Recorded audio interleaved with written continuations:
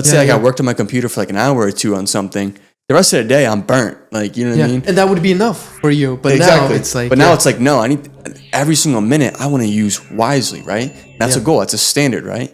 But I can't start. And I feel like the problem with guys nowadays is like they have these high standards. And when they don't reach them right away, they think that there's something wrong with them. Like, for example, they're like, I want to build a crazy physique and they don't see it in like 2 months. It's like, dude, I got to do this for years, right? You guys slowly build the habits. It's not going to be an overnight thing. And unfortunately, this world is built so we can have and want things instantly, so much more faster than everyone else. Yeah. And that's why I feel it stresses people out. Exactly. They live in the future. And all of a sudden they think, oh my God, like you shouldn't be stressed out and you shouldn't have like, there's people in my comments sometimes on my YouTube are like, oh, like you have such high expectations on yourself, like blah, blah, blah. And it's like, yes, of course I do. Why wouldn't I have high expectations for myself? And why wouldn't I want the best for myself knowing but that are they saying you have it too high to the point where it might be unrealistic? People are kind of like say that, but it's just like... I'll be honest, I kind of see that too. I feel like you do kind of have like high standards sometimes. Because look, I'm going to say from my own thing, it's like sometimes even when we invite you come over to our house, like the other day I asked you like we should watch this movie. Yeah. Well, we already watched it with our friends, like Man of God, right? It's a great movie, by the way, if you guys want to check it out. And then you were like, you guys are kind of like 30 minutes away. See, my problem with it is in like, I understand you're a very busy person. That wasn't a good but then it's also, it's like, answer back that 30 minutes probably worth it for you to spend with your friends.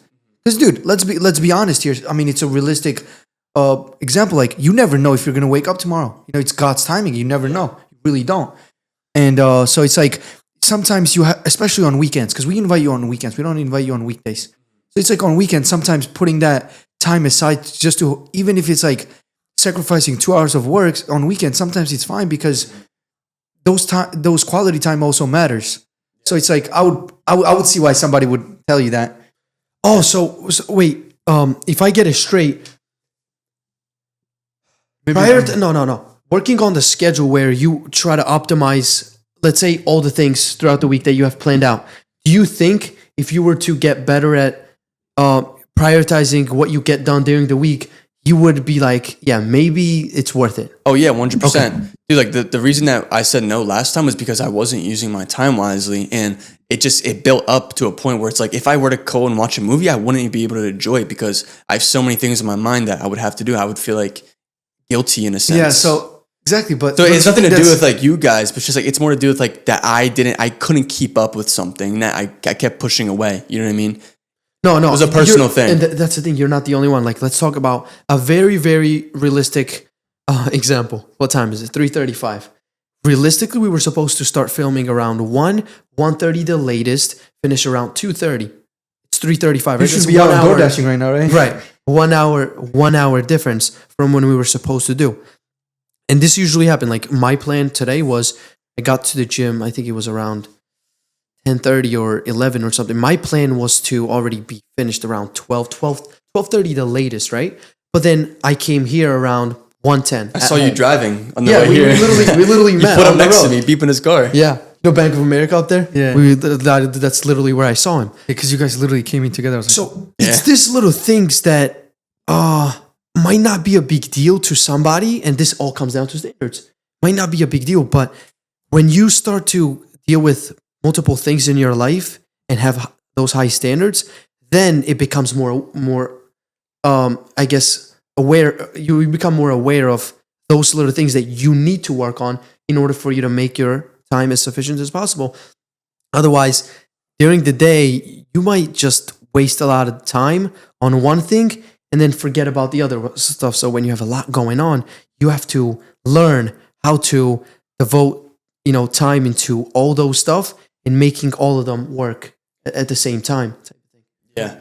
No, I was going to say, like, we can talk about burnout too, because I feel like I have a different mindset about burnout now since 75 Hard, because during those times of just being so burnt out, like every single day, I've reached a new threshold almost like of the things that I can handle, because I kept burning myself out like every single time. Now you're like stronger, right? In a sense, sense. I'm capable of a lot more, and now there's a new threshold I have to reach, and that's literally self-improvement right there. It's a beautiful thing. But one thing I wanted to mention is there was a year and a half ago where I literally I was so aware of the threshold this is when I was like editing Andrew Tate videos and stuff like that. Every single day, I would go to work as a chef for like 8-10 hour shifts, and I would come home. I remember those days. I would literally come home at nighttime. Oh no! So here was my schedule. I'd wake up late at like 9 o'clock. I had to be in work at like 9:30. I'd scramble to work, be at work till like maybe 8, like 7, 8, 9 o'clock at night. Worked for a long time, and then I would go to the gym until like 11 o'clock. Get home, eat a Wawa quesadilla.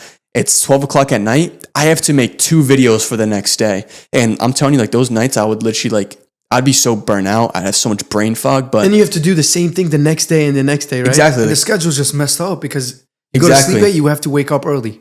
But there was a point where I kept doing it and pushing past it that I literally saw, I literally couldn't think of any ideas for video. And I kept thinking and thinking and thinking. You ever feel like mental strain? Like, you know what I'm saying? Like mental exhaustion. Yeah, mental exhaustion. I was like, I really need to do this. I really need to do this. And I literally pushed past that barrier and I felt so much clarity. I made both videos that night and that one video did great the next day.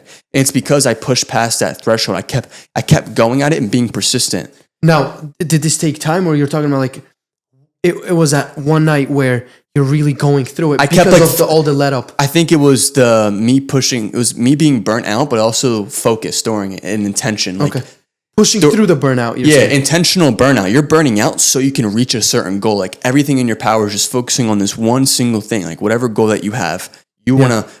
Burnout is simply just it's not like this.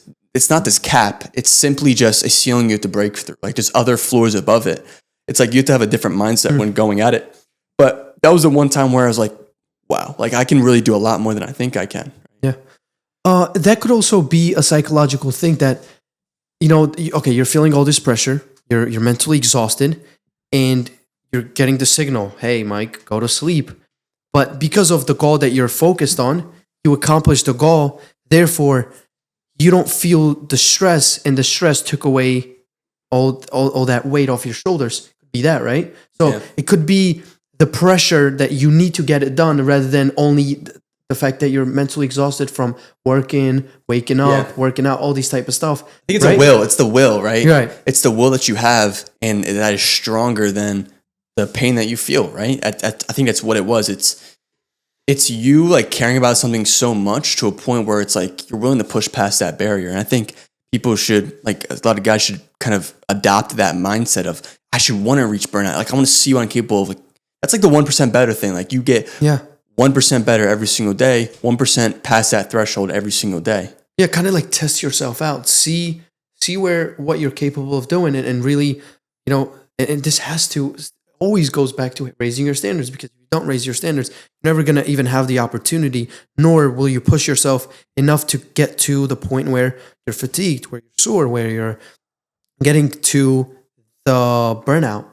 Now, I wouldn't recommend anybody to necessarily be burnt out every day and let that happen in their day to day. But you gotta be healed. You gotta heal sometimes, right? For sure. But I think it's an interesting thing to explore, an interesting thing to experience, and see that maybe you have this limited mindset and it's not really a burnout. Because in your case, I have a feeling, because of how you described it, it was not an exhaustion or anything from work and working out, but it was just the fact that you had videos to do, and you're like the mental battle you're having with yourself that I need to get this done. And when you got the videos done, now you have a psychological breakthrough.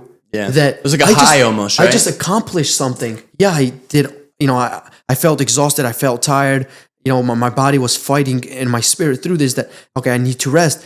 But because of my will, I beat that, and now you achieved this new potential of you that you're capable of pushing through things, even if your body's trying to give up. Same with running, right? Like me and Josh would have moments where we're in 5-6 miles in, and that was the time when it was the toughest. But when we got through that, it was a flow. So, and that's how it is in running too.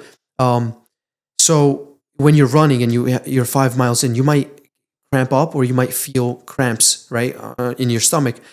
But all you have to do is just, focus on the breathing, maybe slow down the pace a little, really, really devote all the energy into breathing, and you can actually do this when you're running. Like, they take away all that tension from the muscles and really focus on like the deep breaths and get through that. And then you reach another threshold where that those cramps that were painful, now a mile later, there's nothing, no pain.